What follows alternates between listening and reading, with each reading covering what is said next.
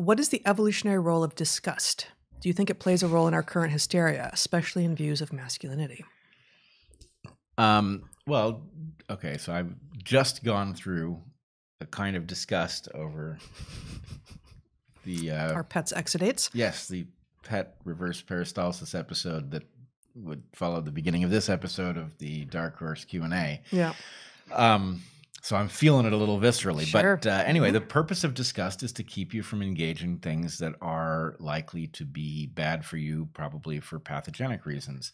Yeah. And so, things that are disgusting, the smell of a fish that has been lying in the sun, feces, mayonnaise that is past its prime, whatever. So these are all, and then slightly fewer people, but a filthy bathroom, right? Like right. In different thresholds for like, I don't want to touch anything in there. Corpses that have not been preserved, Indeed. Right? All of these things are trigger disgust. Now, flies on old meat. Here's what you're looking for. Let's talk about the smells first of all, right? Lots of smells are disgusting. There's a question about whether the disgustingness of the smell is on the producer side or the perceiver side, right? In other words, in many cases, a fish, for example, that is rotting on the beach doesn't give a damn one way or another whether you're disgusted by it or you're not, right? It's going to get eaten. It's done caring. Yeah. No, I'm serious. That sounds like a throwaway line, but it's done caring. No, it's done caring. It's not care. Done carrying. Oh, I see. Yes. Right. Sorry about that. No, but Well, but a human corpse, is not done caring. Not inherently, right. Depending on who it has died among. Right. And similarly, some kinds of poop is actually communicating something where the individual who pooped actually has an interest in a signal being conveyed. Right. So this is exactly my point. Yeah. Is that a social creature may indeed have an incentive to use a signal to warn kin away from something potentially pathogenic, right? Yeah. It is also true in the case of an individual that they have an incentive. So let's do it this way. A deer dead by the side of the road.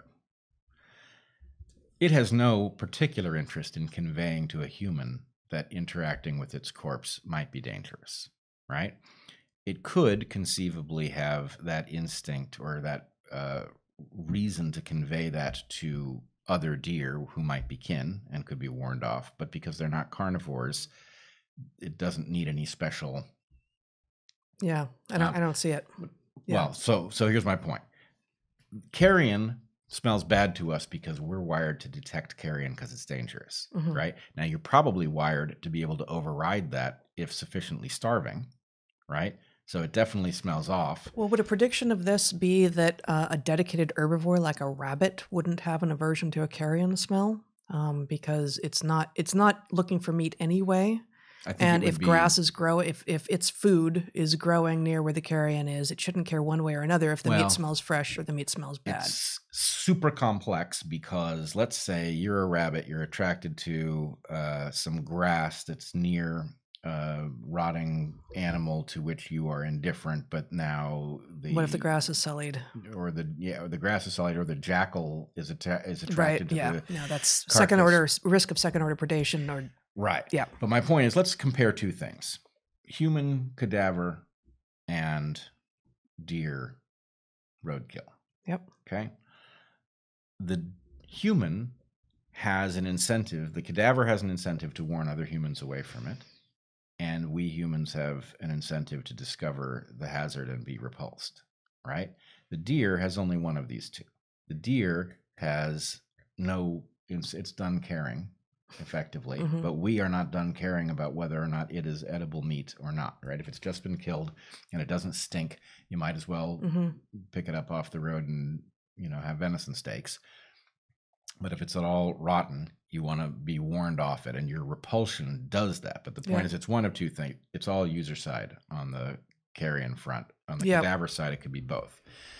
which is potentially... Which is to say same species versus different species, in part because same species, at least if you're among individuals about whom you care, historically would have been kin, there is a greater risk of getting a pathogen from eating the meat of the same species than from eating the meat of a different species. Right. Like you're going to get a prion disease or something Right, where you wouldn't... get kuru. Yeah. Right, something like that. So in any case, the answer to your question, if I remember it correctly, is disgust is about warning you off of things that are potentially infectious. Now, there may be disgust that isn't about pathogenicity, but I'm not immediately coming up with anything. But I would say there's lots of metaphorical disgust. You may be disgusted at someone's behavior, which is as if pathological, right? It's all metaphor. I think at this point, there's a lot of metaphorical disgust to go around. I feel like I experience metaphorical disgust every time I go on social media and I see images, I see people parading around their children whom they are actively trying to transition. Right. I'm disgusted by that. And I'm not at a personal disease risk from that, although I feel a distinct societal risk from this. So, one might argue, and I might become convinced that is not disgust. It's different, but it feels comparable. I think it's just using the same channel. Yeah. Right. So the point is, what you're perceiving is very different, but what it triggers, the revulsion, is not different, and for good reason. You don't need an infinite number of, let's say, you've got a pleasure center. It can be stimulated by reading a cool passage or, catching a frisbee that was thrown in such a way that it was unlikely you would catch it. Right. Two very different phenomena. They trigger something we call pleasure, and it's not a loose analogy. It's like it actually feels good. Right? Sorry, what was your first? I was now imagining that catch. What was your first example? My first example was, what was it? Hey Zach, did you hear? You weren't paying attention. No. Anyway. Oh my God. This is now awkward. I feel like we should go out into the frisbee again soon. Today. We should. Yeah. We should. Okay. What was the first example? It was reading a passage. That was particularly rewarding. But very different. Yeah. Very different. Yeah. And then the second part of that question was, do you think the evolutionary role of disgust plays a role in our current hysteria, especially in views of masculinity? I don't see that exactly. I don't see the connection. Is this disgust about masculinity, which some people clearly have? Yeah, maybe. But it just seems so fake, so much of it. So it's just hard to tell. Like, it would have to be people actually feeling real disgust, and it's hard to tell what's what. Yeah. Yeah, I agree. There's a lot of performative nonsense where people aren't really disgusted. And in fact, many are the opposite. Right. Yeah. So boys are being given the message that masculinity is toxic, but girls ain't changed that much, and they like masculinity. Right.